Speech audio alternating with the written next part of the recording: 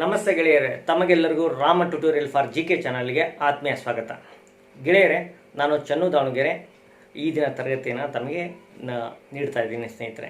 ಈ ದಿನದ ತರಗತಿಯಲ್ಲಿ ಮುಖ್ಯವಾಗಿ ಯಾರೆಲ್ಲ 6-8 CETಯಲ್ಲಿ ಎಲಿಜಿಬಲ್ ಆಗಿದ್ದೀರಿ, ಸೈನ್ಸ್ ಮ್ಯಾಥ್ಸ್ ವಿಭಾಗದಿಂದ, ಹಾಗೆ ಇಂಗ್ಲೀಷ್ ವಿಭಾಗದಿಂದ, ಹಾಗೆ ಸೋಷಿಯಲ್ ಸೈನ್ಸ್ ವಿಭಾಗದಿಂದ ಅವರಿಗೆಲ್ಲ ಹೋಲ್ ಹಾರ್ಟೆಡ್ ಕಂಗ್ರ್ಯಾಚುಲೇಷನ್ಸ್. ನನ್ನ ಆತ್ಮ ತುಂಬಿ ತಮಗೆಲ್ಲ ಕಂಗ್ರ್ಯಾಚುಲೇಷನ್ ಹೇಳ್ತಾ ಇದ್ದೀನಿ. ಯಾಕಂತಂದರೆ ತುಂಬ ನೀವು ಶ್ರಮ ಹಾಕಿ ಪ್ರಯತ್ನಪಟ್ಟು 3-4 ತಿಂಗಳು 5-6 ತಿಂಗಳ ಕಾಲ ಪರಿಶ್ರಮ ಪಟ್ಟು ತಯಾರಿಯನ್ನು ಮಾಡಿದಿರಿ. ಆ ತಯಾರಿಗೆ ಸಾರ್ಥಕತೆ ಬಂದಿದೆ ಅಂದ್ಕೊಂಡಿದ್ದೀನಿ. ಆದರೆ ಕೆಲವು ಪ್ರಮುಖ ವಿಚಾರಗಳನ್ನು ಹೇಳಬೇಕಾಗಿರೋದು ನನ್ನ ಕರ್ತವ್ಯ ಇದೆ. ಅದರಲ್ಲಿ ಒಂದೊಂದೇ ವಿಚಾರಗಳನ್ನು ಪ್ರಸ್ತಾಪ ಮಾಡ್ತಾ ಹೋಗ್ತೀನಿ. ಮೊದಲನೇದಾಗಿ ಯಾವುದನ್ನು ಹೇಳಬೇಕು ಅಂತಂದರೆ, ಎಷ್ಟು ಕಟ್ ಆಫ್ ನಿಲ್ಲಿದೆ ಅನ್ನೋದನ್ನು ನಾನು ಹೇಳ್ತೀನಿ. ಯಾವುದು ಸೇಫರ್ ಝೋನ್ ಅಂತ ಹೇಳ್ತೀನಿ. ಯಾಕಂದರೆ ಪ್ರತಿಯೊಂದು ಜಿಲ್ಲೆಯಲ್ಲಿ ಲಾಸ್ಟ್ ಇಯರ್ ಇದ್ದ ಹಾಗೆ ಈ ವರ್ಷ ಇರಬೇಕು ಅಂತ ಎಲ್ಲೂ ಇಲ್ಲ. ಯಾಕಂದರೆ ಎಷ್ಟು ಜನ ಎಲಿಜಿಬಲ್ ಆಗಿದ್ದಾರೆ, ಎಷ್ಟು ಪೋಸ್ಟ್ಗಳು ವೇಕೆಂಟ್ ಇದೆ, ಹಾಗೆ ಅವುಗಳು ಎಲ್ಲದನ್ನು ಕನ್ಸಿಡರ್ ಆಗುತ್ತೆ. ಹಾಗಾಗಿ ಈ ಸಂದರ್ಭದಲ್ಲಿ ನಾವು ಕಟ್ ಆಫನ್ನು ಪ್ರಿಡಿಕ್ಟ್ ಮಾಡೋದು ಅಷ್ಟು ಸುಲಭ ಇಲ್ಲ. ಎಷ್ಟು ಜನ ಸ್ಟ್ಯಾಟ್ಸ್ ಇನ್ನೂ ಕ್ಲಿಯರ್ ಇಲ್ಲ, ಎಷ್ಟು ಜನ ಆಯಾ ಜಿಲ್ಲೆಗಳಲ್ಲಿ ಬಂದಿದ್ದಾರೆ ಅಂತ ಸ್ಟ್ಯಾಟ್ಸ್ ಬರಲಿ ಹೇಳ್ತೀನಿ. ಆದರೂ ನಾನು ಇಂಗ್ಲೀಷ್ ಮತ್ತು ಸೈನ್ಸ್ ಮ್ಯಾಥ್ಸ್ ಎಲಿಜಿಬಲ್ ಆಗಿದ್ದರೆ ದಟ್ಸ್ ಎನಫ್. ನೀವು ಎಲಿಜಿಬಲ್ ಆಗಿದ್ದೀರಿ ಅಂತಂದರೆ ಯು ಆರ್ ಇನ್ ಅಂತ, ಆಲ್ಮೋಸ್ಟ್ ಇನ್ ಅಂತ. ತಾವು ನಾನ್ ಸೆಮಿಸ್ಟರ್ ಆದರೆ ಸ್ವಲ್ಪ ತೊಡಕು ಉಂಟಾಗ್ಬೋದು. ಹಾಗೆಯೇ ಸೋಷಿಯಲ್ ಸೈನ್ಸ್ನವರಿಗೆ 75+ ಇದ್ದರೆ, 75ಕ್ಕಿಂತ ಹೆಚ್ಚು ಅಂಕಗಳಿದ್ದರೆ ಯು ಕ್ಯಾನ್ ಹೋಪ್ ಬೆಟರ್. ನೀವು ಸೆಲೆಕ್ಷನ್ ಆಗೋದಕ್ಕೆ ಹೋಪ್ ಮಾಡ್ಬೋದು. 75 ಒಳಗಡೆ ಇದ್ದರೆ ಕೆಟಗರಿಯಲ್ಲಿ PH ಆಗಿದ್ದರೆ, ಕೆಟಗರಿ 1, 2A, 2B, ಈ ರೀತಿ 3A, 3B ಇವುಗಳು ಆಗಿದ್ದರೆ ಅವರಿಗೆ ಸ್ವಲ್ಪ ನಿಮ್ಮ ಸಿಚುವೇಶನ್ ಟಫ್ ಆಗ್ಬೋದು. ನಾನು ಆಗಲ್ಲ ಅಂತ ಹೇಳ್ತಾ ಇಲ್ಲ, ಸ್ವಲ್ಪ ಟಫ್ ಆಗುತ್ತೆ. ಹಾಗಾಗಿ ನಿಮ್ಮ ಬಂಧು ಮಿತ್ರರಿಗೆ ಫೋನ್ ಕಾಲ್ ಮಾಡಿ ನಿಮ್ಮ ಆಗಿರೋ ಎಲಿಜಿಬಿಲಿಟಿ ಬಗ್ಗೆ ನಾನು ಸೆಲೆಕ್ಷನ್ ಆಗ್ತೀನಿ ಅಂತ ಭರವಸೆಗಳನ್ನ ಕೊಡಬೇಡಿ. ಮತ್ತೊಮ್ಮೆ ರೌಂಡ್ ಕಾಲ್ ಮಾಡಿ ಮತ್ತೆ ಹೇಳಬೇಕಾಗತ್ತೆ. ಹಾಗಾಗಿ ನಿಮಗೆ ಆ ತೊಂದರೆ ಆಗಬಾರ್ದು ಅಂತ ಈಗಲೇ ಹೇಳ್ತಾ ಇದ್ದೀನಿ. ಈ ಅಕ್ಟೋಬರ್ ತಿಂಗಳ ಹೊತ್ತಿಗೆ, ಎಂಡ್ ಹೊತ್ತಿಗೆ ನಿಮಗೆ ರಿಸಲ್ಟ್ ಬಂದು ನಿಮಗೆ ಒಂದು ಸುಸೂತ್ರ ಎಲ್ಲ ವಿಚಾರಗಳು ಆಗ್ಬೋದು. ಆವಾಗ ಫೋನ್ ಮಾಡಿ ಹೇಳಿ ಅಂತ ಹೇಳ್ತೀನಿ. ಹಾಗೆಯೇ ಮತ್ತೊಂದು ವಿಚಾರ, ಈಗ ಏನು ಮಾಡಿದ್ದಾರೆ, ಅಬ್ಜೆಕ್ಷನ್ ಫೈಲ್ ಮಾಡೋದಕ್ಕೆ ಅವಕಾಶ ಕೊಟ್ಟಿದ್ದಾರೆ. ಅಬ್ಜೆಕ್ಷನ್ ಯಾವುದಕ್ಕೆ? ನಿಮ್ಮ ಮಾರ್ಕ್ಸ್ ಕಾರ್ಡ್ಗಳಲ್ಲಿ ನೀವು CET ಅರ್ಜಿ ಫಾರ್ಮಲ್ಲಿ ತುಂಬಿರುವಂಥ ಅಂಕಗಳಲ್ಲಿ, ಹೆಸರಲ್ಲಿ, ಡೇಟ್ ಆಫ್ ಬರ್ತಲ್ಲಿ ಏನಾದರೂ ತೊಡಕುಗಳಾಗಿದ್ದರೆ, ತಪ್ಪುಗಳಾಗಿದ್ದರೆ ಅದಕ್ಕೆ ತಿದ್ದೋದಕ್ಕೆ ಅವಕಾಶ ಇದೆ. ತಾವು ಏನು ಮಾಡಬೇಕು ಅಂದರೆ ಒಂದು ಲೆಟ್ರನ್ನು ಬರೆದು ಕಾವೇರಿ ಭವನ, CSL ಕಾವೇರಿ ಭವನ ಬೆಂಗಳೂರು ಇವರ ಅಡ್ರೆಸ್ಸಿಗೆ, ನಿಮಗೆ ವೆಬ್ಸೈಟಲ್ಲಿ ಅಡ್ರೆಸ್ ಸಿಗುತ್ತೆ, ಆ ಅಡ್ರೆಸ್ಸಿಗೆ ಬರೆದು ಪಿನ್ ಕೋಡನ್ನೆಲ್ಲ ಬರೆದು ನಿಮಗೆ ಏನು ತೊಂದರೆ ಆಗಿದೆ, ನಿಮ್ಮ ರಿಸಿಪ್ಟ್ ನಂಬರ್ ಏನು ಅಂಕ ನಮೂದಿಸಿದ್ರಿ, ಏನು ಅಂಕ ನಮೂದಿಸ್ಬೇಕು ಅನ್ನೋದನ್ನು ಎಲ್ಲದನ್ನು ತಾವೇನು ಮಾಡ್ಬೋದು, ಡೀಟೇಲ್ಸ್ ಆಗಿ ಬರೆದು ಅದಕ್ಕೆ ಸಂಬಂಧಪಟ್ಟ ಡಾಕ್ಯುಮೆಂಟನ್ನು ಕಳಿಸ್ಕೊಡಿ. ಸೆಲ್ಫ್ ಅಟೆಸ್ಟ್ ಮಾಡಿಸಿ ಒಂದು ಕಾಪಿನ ಕಳಿಸ್ಕೊಡಿ, ಸರಿಯಾಗುತ್ತೆ. ಸಾಧ್ಯವಾದ ಅಂದರೆ ಯಾರಾದರೂ ಹೈಸ್ಕೂಲ್ ಹೆಡ್ ಮಾಸ್ಟರ್ಗಳು ಸಿಕ್ಕರೆ ಅವ್ರದ್ದು ಒಂದು ಅಟೆಸ್ಟ್ ಮಾಡಿ ಕಳಿಸಿದ್ರೆ ಪ್ರಾಬ್ಲಮ್ ಇಲ್ಲ ಅಂತ ಅಂದ್ಕೊಂಡಿದ್ದೀನಿ. ಎನಿವೆ ಸ್ಕ್ಯಾನ್ ಅದನ್ನು ಪ್ರಿಂಟೌಟನ್ನು ಕಳಿಸ್ಕೊಡಿ, ಜೆರಾಕ್ಸನ್ನು ಕಳಿಸ್ಕೊಡಿ, ಸರಿಯಾಗುತ್ತೆ. ಆಮೇಲೆ ಎರಡನೇದು, ಇದು ಎಡಿಟ್ ಮಾಡೋದು ಭಾಳ ಮುಖ್ಯ. ಎಡಿಟನ್ನು ಮಾಡಿಲ್ಲ ಅಂತಂದರೆ ಸಮಸ್ಯೆಗಳು ಆಗ್ಬೋದು. Over confidence is not good. ಹಾಗಾಗಿ ಹೇಳ್ತಾ ಇದ್ದೀನಿ, ಮಾಡಿ. ಆಮೇಲೆ ಮೂರನೇದು, ಏನು ಸಹ ಪ್ರೊಸೆಸ್ ಏನಾಗಲಿದೆ ಅಂದರೆ, ಈಗ 1:2 ಬಿಡ್ಬೋದು. ಅಂದರೆ ಒಂದು ಪೋಸ್ಟ್ಗೆ 2 ಅಭ್ಯರ್ಥಿಗಳಿಗೆ ನಿಮಗೆ ಮಾರ್ಕ್ಸ್ ಕಾರ್ಡ್ ವೆರಿಫಿಕೇಷನಿಗೆ ಕರೀತಾರೆ ಕೂಡ. ಮಾರ್ಕ್ಸ್ ಕಾರ್ಡ್ ವೆರಿಫಿಕೇಷನ್ ಕರೀತಾರೆ.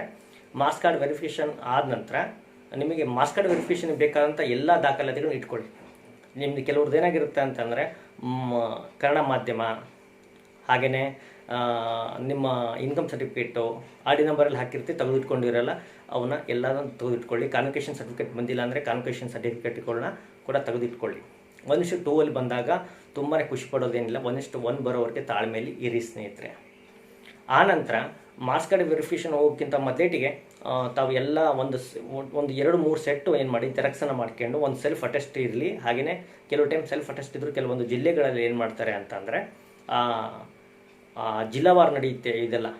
ಆದ್ದರಿಂದ ಕೆಲವು ಜಿಲ್ಲೆಗಳಲ್ಲಿ ಅಕ್ಸೆಪ್ಟ್ ಮಾಡೋದಿಲ್ಲ. ಅದು ಆರ್ಡ್ರ್ ಆಗಿದೆ, ಕೇಂದ್ರ ಸರ್ಕಾರ ಆರ್ಡ್ರ್ ಮಾಡಿದೆ, ಆದರೂ ಕೂಡ ಕೆಲವು ತುಂಬ ಸ್ಟ್ರಿಕ್ಟ್ ಮೈಂಡೆಡ್ ಇರ್ತಾರೆ, ಅವರು ಓಕೆ ಮಾಡೋದಿಲ್ಲ. ಹಾಗಾಗಿ ಒಂದು ಅಟೆಸ್ಟ್ ಜೊತೆಗೆ ಮತ್ತೊಂದು ಹೆಡ್ ಮಾಸ್ಟರ್ಗಳು ಸೈನ್ ಆಗಿರೋದು ಮಾರ್ಕ್ಸ್ ಕಾರ್ಡ್ಗಳನ್ನು, ಜೆರಾಕ್ಸ್ ಮಾರ್ಕ್ಸ್ ಕಾರ್ಡ್ಗಳನ್ನು ಮಾಡಿರೋದು ಇಟ್ಕೊಳ್ಳಿ. ಫೋಟೋನು ಕೂಡ ಪ್ರಿಂಟೌಟ್ ಹಾಕಿ ಇಟ್ಕೊಂಡಿರಿ. ಕೊನೆ ಹಂತದಲ್ಲಿ ಮಾಡಿದರೆ ತುಂಬ ತೊಂದರೆಗಳು ಆಗುತ್ತೆ, ಹೌದ್ರಾ? ಆನಂತರ ಇದಲ್ಲದ ಹಾಗೆ ನಿಮಗೆ ಮಾರ್ಕ್ಸ್ ಕಾರ್ಡ್ ವೆರಿಫಿಕೇಷನ್ ಆದಮೇಲೆ ಮತ್ತೊಂದು ಪ್ರೊಸೆಸ್ ಆಗಲಿದೆ. ನಿಮಗೆ ಆರ್ಡರ್ ಕೊಡುವ ಮೊದಲು ಏನು ಮಾಡ್ತಾರೆ ಅಂದರೆ ಒಂದು ಅರ್ಹತಾ ಪ್ರಮಾಣ ಪತ್ರ ತನ್ನಿ ಅಂತ ಹೇಳೋ ಚಾನ್ಸಸ್ ತುಂಬ ದಟ್ಟವಾಗಿದೆ. ಏನು ಅರ್ಹತಾ ಪ್ರಮಾಣ ಪತ್ರ ಅಂದರೆ ತಾವು ಓದಿರೋಂಥ ಯೂನಿವರ್ಸಿಟಿ, ಬಿ ಎಯಲ್ಲಿ ಮತ್ತು ಬಿ ಎಸ್ ಸಿಯಲ್ಲಿ, ಬಿ ಎಸ್ ಸಿಯ ತಾವು ಓದಿರೋಂಥ ಯೂನಿವರ್ಸಿಟಿ, ಆ ಯೂನಿವರ್ಸಿಟಿಯಲ್ಲಿ ಹಾಗೆ ಬಿ ಎಡ್ ಯಾವ ಯೂನಿವರ್ಸಿಟಿ ಆಗಿದೆ ಆ ಯೂನಿವರ್ಸಿಟಿಯ ಅವರು ಒಂದು ಅರ್ಹತಾ ಪ್ರಮಾಣ ಪತ್ರ ಅಂತ ನೀವು ಅರ್ಜಿ ಹಾಕಿದರೆ ಕೊಡ್ತಾರೆ. ಇದು ಫೈನಲ್ ಲಿಸ್ಟಲ್ಲಿ ಬಂದಿರೋರು ಮಾಡಬೇಕು, ಅಂದರೆ 1:1 ಲಿಸ್ಟಲ್ಲಿ ಬಂದವರು ಮಾಡೋವಂಥ ಒಂದು ಪ್ರಯತ್ನ. ಅಂದರೆ ಅರ್ಹತಾ ಪ್ರಮಾಣ ಪತ್ರನ ತಾವು ತರಬೇಕು, ಅದು ಎಲಿಜಿಬಿಲಿಟಿ ಸರ್ಟಿಫಿಕೇಟ್ ಅಂತ ಹೇಳ್ತಾರೆ, ಅದನ್ನು ತರಬೇಕು. ಈಗ ಯಾವುದೇ ನೇಮಕಾತಿ ಆದರೂ ಸರ್ಕಾರ ಏನು ಮಾಡ್ತಾ ಇದೆ ಅಂದರೆ ಅರ್ಹತಾ ಪ್ರಮಾಣ ಪತ್ರ ತನ್ನಂತರನೇ ಆರ್ಡ್ರನ್ನ ಕೊಡ್ತಾ ಇದೆ. ಅದಕ್ಕೆ ತಾವು ಯೂನಿವರ್ಸಿಟಿ ಭೇಟಿ ಕೊಡುವ ಸಂದರ್ಭ ಕೂಡ ಬರ್ಬೋದು. ಇದು ತಲೆಯಲ್ಲಿ ಇರಲಿ ಸ್ನೇಹಿತರೆ. ಇತ್ತೀಚೆಗೆ PU ಕಾಲೇಜಲ್ಲಿ ನಾನು ಕೂಡ ಕೌನ್ಸಿಲಿಂಗ್ ಹೋಗಿದ್ದೆ. ಆ ಟೈಮಲ್ಲಿ ಏನಾಗಿದೆ ಅಂತಂದರೆ ಈ ರೀತಿ ಹೇಳಿದ್ದಾರೆ, ಅಂದರೆ ಅರ್ಹತಾ ಪ್ರಮಾಣ ಪತ್ರ ನೀವೇ ತನ್ನಿ ಅಂತ ಹೇಳ್ತಾ ಇದ್ದಾರೆ. ಹಾಗಾಗಿ ಅರ್ಹತಾ ಪ್ರಮಾಣ ಪತ್ರ ತರಬೇಕಾಗಿರೋದು ವೆರಿ ವೆರಿ ಇಂಪಾರ್ಟೆಂಟ್, ಅದು ಕೂಡ ಮನಸ್ಸಲ್ಲಿ ಇರಲಿ. ಹಾಗೆ ಮಾರ್ಕ್ಸ್ ಕಾರ್ಡ್ಗಳನ್ನೆಲ್ಲ ಜೋಡಿಸಿಟ್ಕೊಳ್ಳಿ.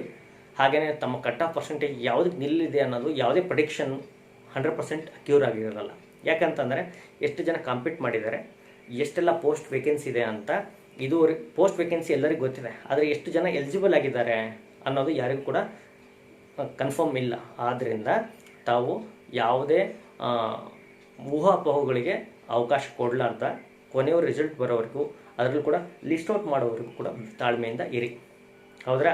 ಹಾಗೆಯೇ ಕೆಲವರು ಸಮಸ್ಯೆಗಳಿದೆ. ಸರ್ ನಾನು 74 ಬಂದಿದೆ, 70 ಬಂದಿದೆ, ನಂದು ಸೈನ್ಸ್ ಇದೆ, ಮ್ಯಾಥ್ಸ್ ಇದೆ ಅಥವಾ ಇಂಗ್ಲೀಷ್ ಇದೆ ಅನ್ನೋರು ನಿಮಗೆ ಸರ್ಕಾರನೇ ಎಲಿಜಿಬಿಲಿಟಿನ ಕಡಿಮೆ ಮಾಡೋ ಸಂದರ್ಭ ಇದೆ. ಹಾಗಾಗಿ ಅದಕ್ಕೋಸ್ಕರ ತಾಳ್ಮೆಯಿಂದ ಕಾಯಿ ಸ್ನೇಹಿತರೆ. 2-3 ದಿನದಲ್ಲಿ ಇದು 1 ವಾರ 15 ದಿನದಲ್ಲಿ ಆಗುತ್ತೆ. ಇದು ಸಂಬಂಧಪಟ್ಟ ಹೋರಾಟನೂ ಕೂಡ ನಡೀತಾ ಇದೆ. ಬೆಂಗಳೂರು ಚಲೋ ಅಂತೇಳಿ ಈ ನಾಳೆ ಕಾರ್ಯಕ್ರಮ ನಡೀತಾ ಇದೆ. ಅದಕ್ಕೆ ಸಂಬಂಧಪಟ್ಟ ಕಾಂಟ್ಯಾಕ್ಟ್ ನಂಬರ್ನ ನಾನು ಕೆಳಗಡೆ ಡಿಸ್ಕ್ರಿಪ್ಷನ್ ಬಾಕ್ಸಲ್ಲಿ ಕೊಟ್ಟಿದ್ದೀನಿ. ಆದಷ್ಟು ಪಾಲ್ಗೊಳ್ಳಿ. ಹೋರಾಟ ಅಂದ ತಕ್ಷಣ ಅಲ್ಲೇನೋ ನೀವು ಏನು ಮಾಡಬೇಕಾಗಿಲ್ಲ, ಹೋಗಿ ಶಿಕ್ಷಣ ಸಚಿವರಿಗೆ ಏನು ಮಾಡಬೇಕು, ಒಂದು ರಿಕ್ವಿಸಿಷನನ್ನು ಕೊಟ್ಟಾಗ ಅವ್ರ ಗಮನ ಹರಿಸಿ ಸಂಬಂಧಪಟ್ಟ ಅಧಿಕಾರಿಗಳಿಗೆ ಕಾಂಟ್ಯಾಕ್ಟ್ ಮಾಡಿ ಅದರ ಬಗ್ಗೆ ಮುತುವರ್ಜಿ ತಗೊಳ್ತಾರೆ.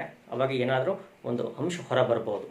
ಹಾಗಾಗಿ 2ನೇ ಅಂಶ, ಸರ್ ನನ್ನ ಮಾರ್ಕ್ಸ್ಗಳು ವೇರಿ ಆಗಿದೆ ಅಂತ ಅನಿಸುತ್ತೆ, ನಾನು ಮತ್ತೊಂದು ಟೈಮು ರಿವ್ಯಾಲ್ಯೂಯೇಷನಿಗೆ ಅಂದರೆ ರಿವ್ಯಾಲ್ಯೂಯೇಷನ್ಗೆ ಎಲ್ಲೂ ಕೂಡ ಅವಕಾಶ ಕೊಟ್ಟಿಲ್ಲ, ಹಾಗಾಗಿ ರಿವ್ಯಾಲ್ಯೂಯೇಷನಿಗೆ ಹಾಕೋದಕ್ಕೆ ಚಾನ್ಸ್ ಇಲ್ಲ. ಹಾಗಾಗಿ ಅದನ್ನೆಲ್ಲ ಗಮನಿಸಿರಿ ಅಂತ ಅಂದ್ಕೊಂಡಿದ್ದೀನಿ.